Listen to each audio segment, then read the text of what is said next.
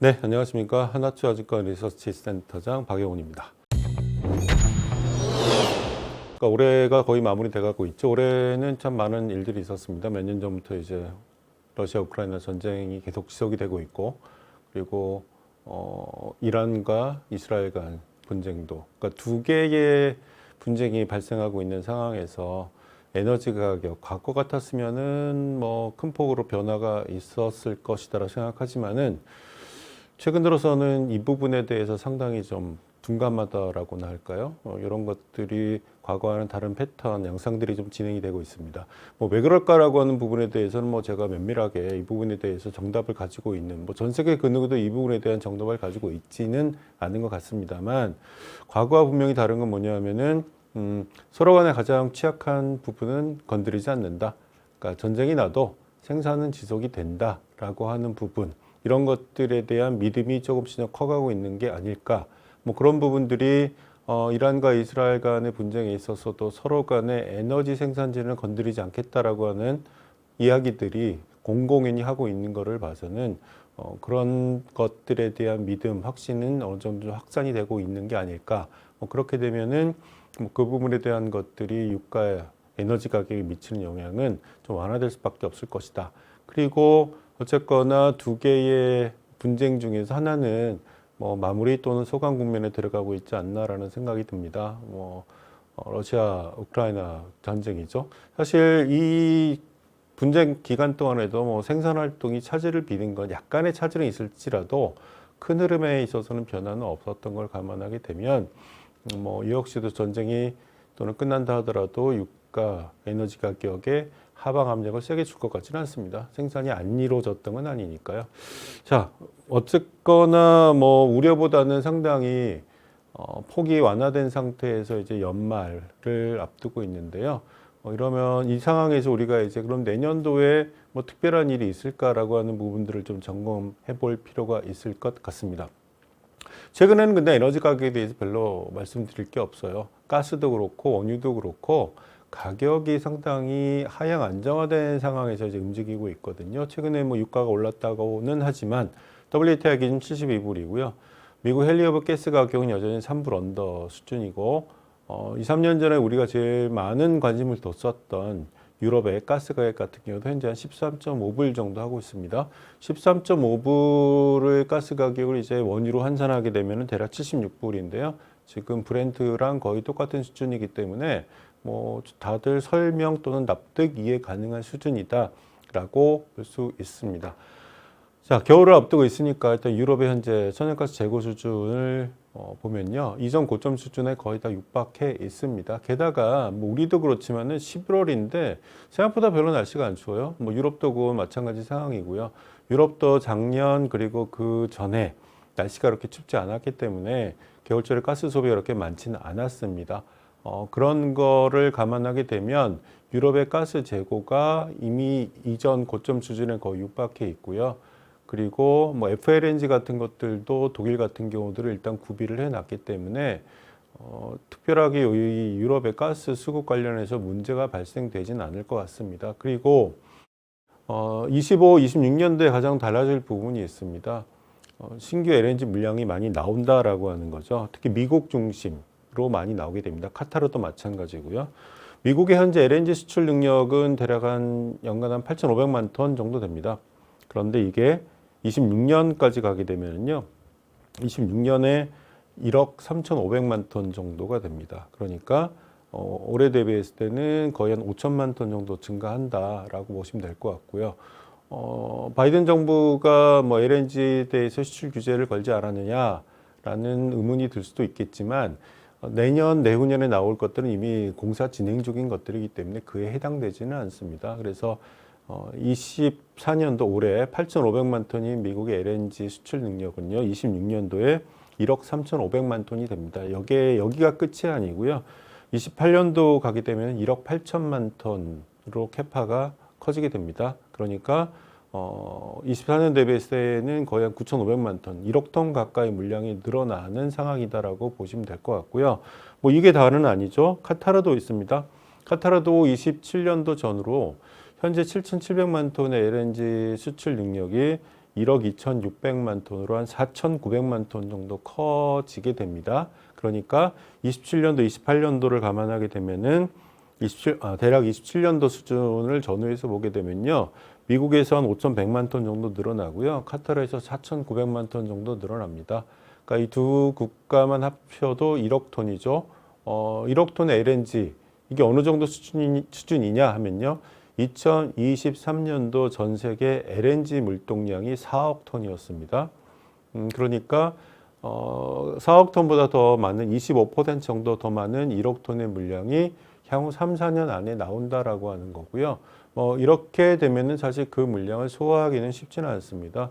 연평균 에너지 증가율이면 높아봐야, 소비 증가율이 높아봐야 3%, 4% 정도 수준이고, 물론 AI라든가 이런 부분 때문에 전력 수요가 늘어나서 가스 수요가 많이 늘지 않겠냐라고 생각할 수 있긴 하겠지만, 발전소 하나 짓는데 걸리는 기간을 생각하게 되면 단기적으로 그렇게 빠르게 영향을 줄 것 같지는 않습니다. 그래서 25, 26, 27년도까지는 전 세계적으로 LNG 공급 과잉은 이제 일단 불보듯이 뻔하다라고 하는 거고요.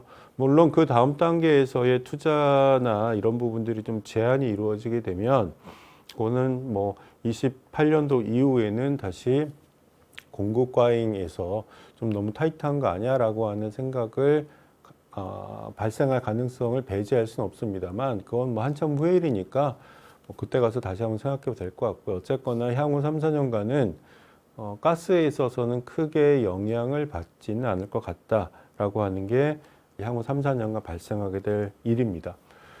그리고 또 한 가지 내년에 우리가 관심 있게 봐야 될 부분이 오펙의 원유 생산, 감산 정책의 지속 가능성 부분인데요. 일단 12월부터는 감산을 완화하자라고 하는 입장이 견지돼 왔었으나, 최근에 12월부터가 아니라 내년 1월부터 좀 한 달을 좀 미뤘습니다. 현재 감산 규모는 대략 한 220만 배럴 정도 되는데요. 원래는 12월부터 일단 이 부분이 좀 완화가 되는 쪽이었는데, 이게 25년 1월 달로 이제 한 달이 이제 이연이 됐습니다. 자, 어쨌거나 나오는 거는 분명히 맞다. 제가 예전에도 말씀드린 바가 있었는데, 사우디는 25와 26년도에 원유 생산 신규 필드에서 대략 한 120에서 130만 배럴 정도의 신규 원유가 생산이 되어야 합니다. 투자 중인 거니까요. 그런데 사우디가 감산을 지속하게 되면 그 물량을 정상적으로 가동할 수가 없잖아요. 그렇기 때문에 저도 이제 연초나 이럴 때 말씀드렸었던 게, 아무리 늦어도 24년 말 25년 초에 사우디는 다시 증산 정책을 펼 수밖에 없을 것이다라는 말씀을 드렸는데, 그러한 방향으로 일단 흘러가고 있다라고 보시면 됩니다.